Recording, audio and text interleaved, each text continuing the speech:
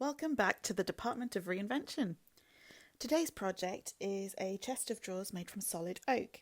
Now this chest of drawers is just under 100 years old, and while this hasn't been painted like some of my previous projects, this has had quite a lot of water damage to it. Today I'm going to be trying two techniques on this chest of drawers. I'm going to be applying some wood bleach to see the effect. I'm also going to be using furniture wax to create patterns in the stain on the wood. Because of the acid content in oak, it can darken and gain a sort of orangey tone over time. It can also get really black in the really detailed bits of the grain. It can also have a lot of rust marks due to the contact with water, and on either side of the chest of drawers there's a gap where the two wooden panels have come apart. Despite this, it is actually very solidly built. There's no movement around the gaps don't want to close at all. I did try clamping them together, but they are completely rock solid. So I decided I'm going to fill those gaps. So first things first was to remove the drawers. Some of them were a bit easier to remove than others.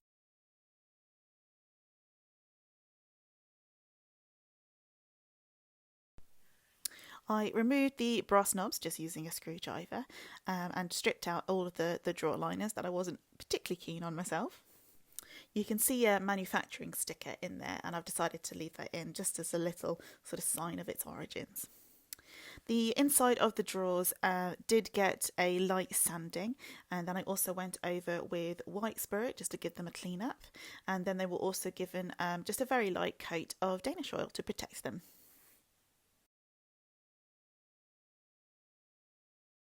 I removed the screws to detach the top of the chest of drawers from the body of it, just to make it a little bit easier to work with.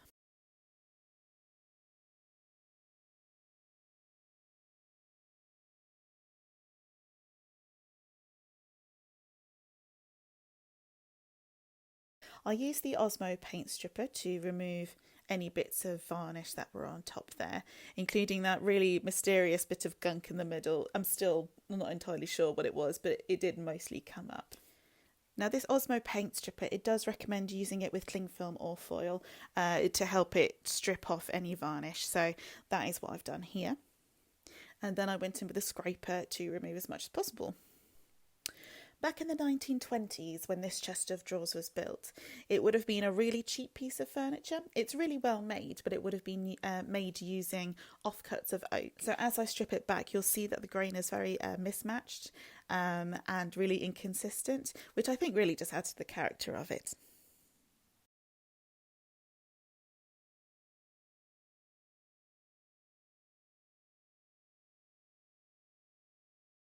Now to fill those two big splits on either side, I created an adhesive-based filler, and that is basically just wood glue mixed with some sawdust and a little bit of water, all mixed together, and then I lined either side of the crack with some masking tape just because it protects the grain either side of it from getting any filler inside it.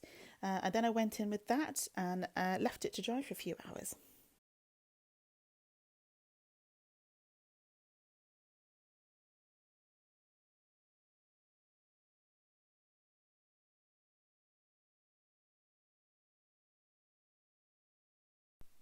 When that was dry, I then went over it with a sander just to make sure it was nice and smooth. And then after that, I went in with some more traditional filler because that's much easier to stain with the rest of the wood.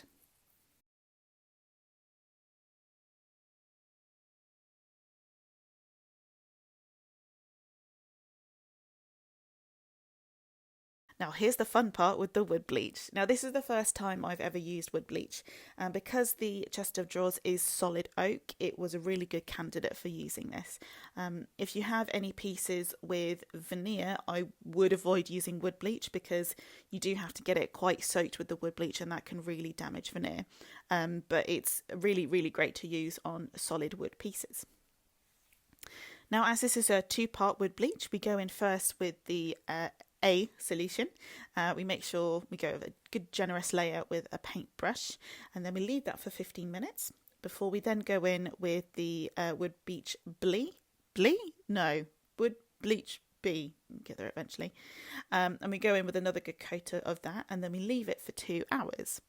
Ideally at the 2 hour point, that's when you want to wash it off with water, unless you're like me and you leave it just a bit too long and it dries out completely. Now this wasn't the end of the world, it just meant I had to go in with a fine brush with some water and some towel just to make sure I've got all that residue bleach out. And I did a couple of passes with this just to make sure it was nice and clean. I decided I wanted to use the wood bleach on this project because, as I said, over time oak does become quite dark and orange, and I wasn't really keen on the tones, and I wanted to make it lighter just to really show off the really beautiful wood grain.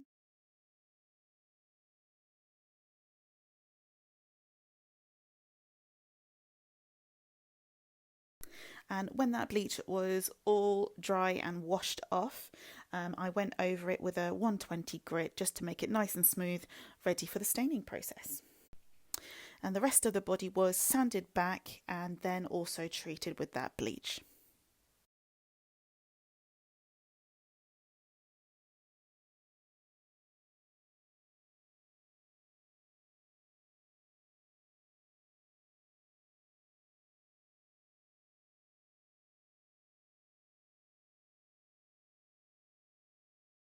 Now for the second really fun process of this project, I decided I wanted to make some patterns with the stain, not just cover the whole thing in a wood stain.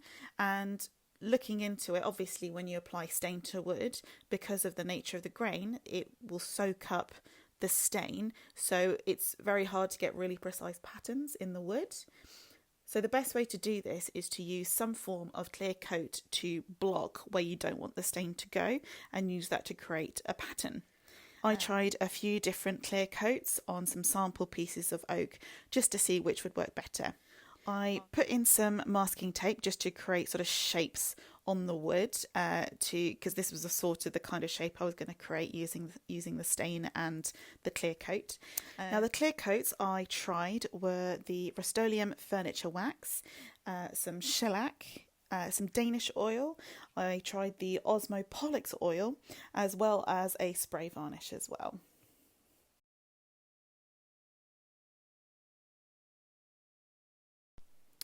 After all those clear coats had dried, I then tried 3 different kinds of stain on all the different pieces. So I went in with a gel stain, a water stain and an oil-based stain. It was just to see how these different stains would react with the different clear coats. And this was to see which stain and clear coat combination would create the most contrast and look the cleanest with the pattern I wanted to create.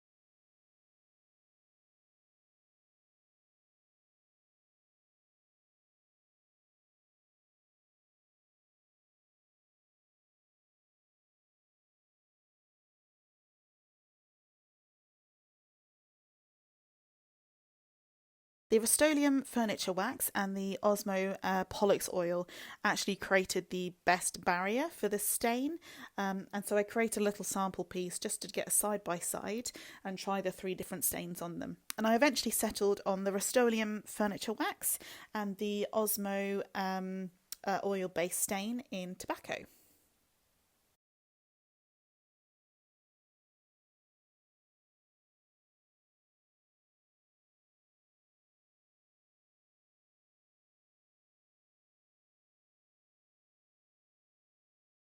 After all of the wood had been bleached and then cleaned off with clean water, I was then ready to give everything a good sand and a 120 grit, and then it was ready to be stained.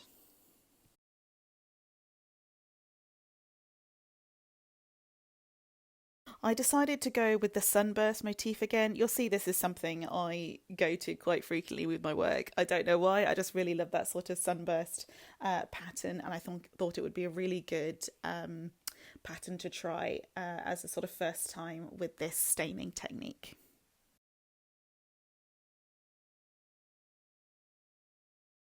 I created the pattern using some masking tape just to block off the areas that I was going to coat with that furniture wax. Now I went in very carefully with some, no.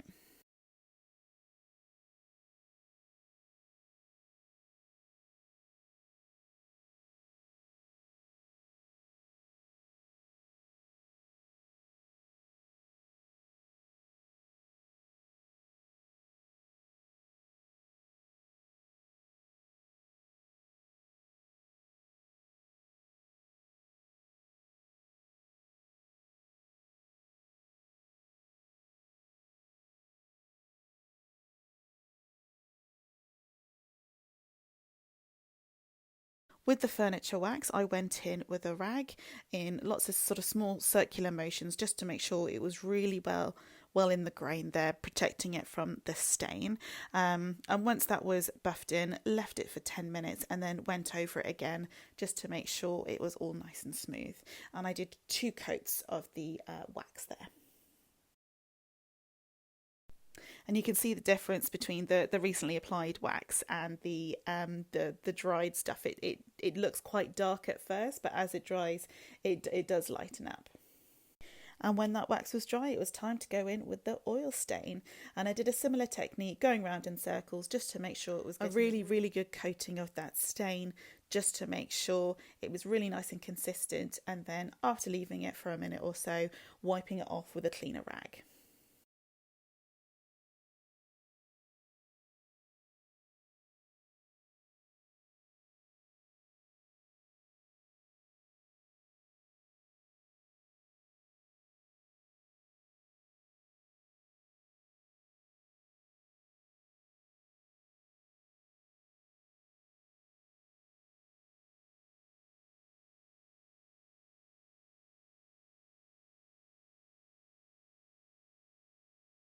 This again, I went in with 2 coats with the stain just to make sure it was really nicely covered.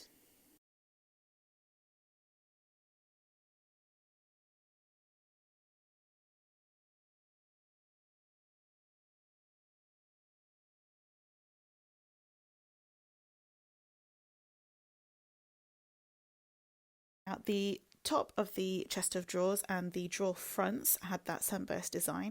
Now the body of the chest of drawers, I decided I wanted to have just that block of stain in that lovely tobacco colour.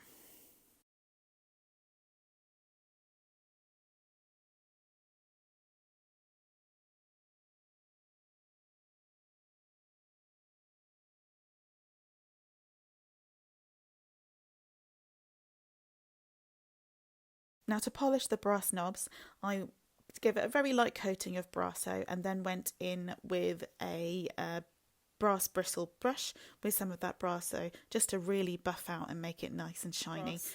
The difference between brass before and after polishing I think is always incredible. It's so shiny and looks brand new after it's been polished. Now, I did originally think that these brass knobs were original with the piece, but as I removed them, I noticed that just beneath the screw hole, there were pinholes underneath all of them, which makes me think at some point it did have different handles and they were just replaced with these brass ones. But I actually really love these brass ones, so I do keep them and clean them up and use them for this project.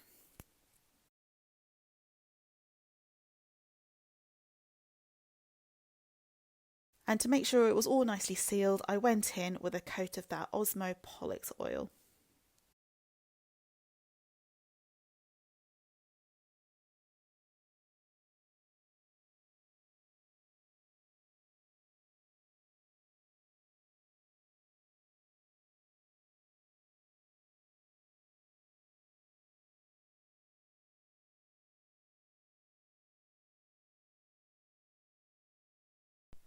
And the final thing to do was to give those and the final thing to do was to go and clean up those steel wheels at the bottom. And I used my Dremel, which I think is one of my favourite tools, with a couple of different attachments just to get rid of all that just to get rid of all that rust and oxidization on that steel. And it's amazing how beautifully shiny it comes up.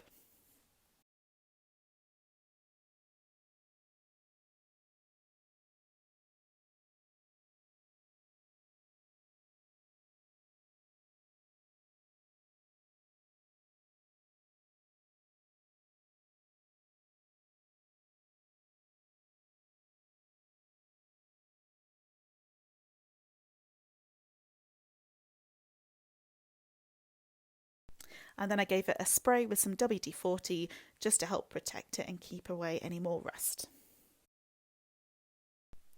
And there you have it, the final piece. I really love doing these two techniques, and I think I'll probably use both wood bleach and the staining technique as well in the future. I really love how this is a sort of modern twist on a classic piece of furniture. The oak grain is now a lot more visible than it used to be, and you can really see the deep tones of that wood.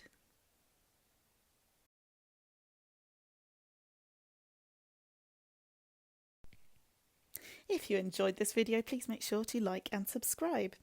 If you have any questions about any of their techniques in this video, please just pop them in the comments and I will get back to you. And as always, the products used are in the description below.